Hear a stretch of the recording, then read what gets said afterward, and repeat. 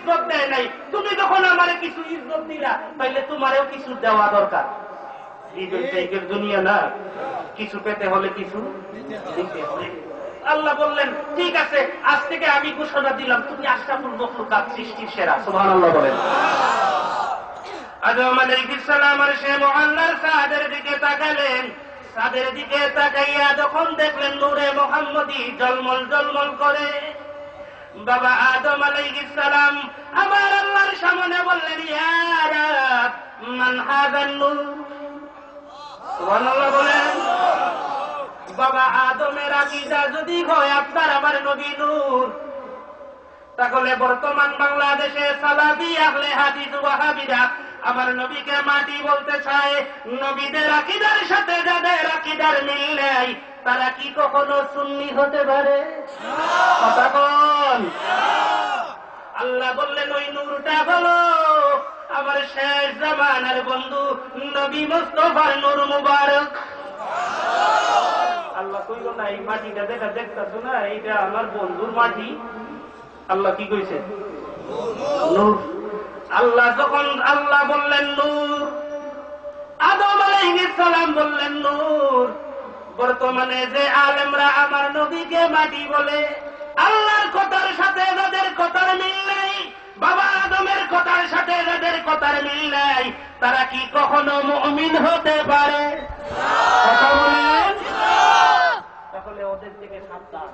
হাজিরিন, আল্লাহ বললেন কাদ জাআকুম মিনাল্লাহি নূরুন ওয়া কিতাবুম মুবিন। সারা পৃথিবীতে প্রায় 60-এর উপরে তাফসীরের কিতাব। কতটা?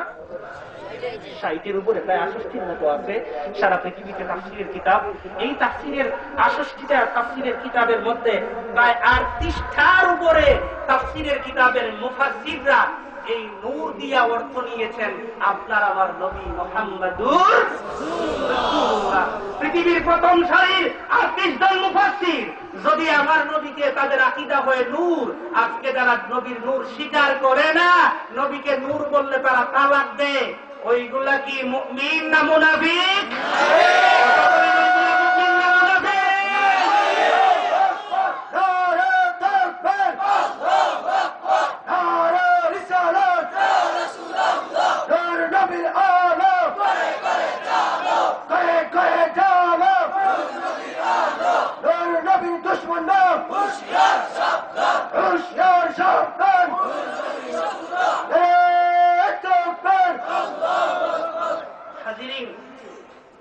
আসলে আমার ভাই কি খারাপ না হয়, এত কম সময় তো কোথাও পাই না।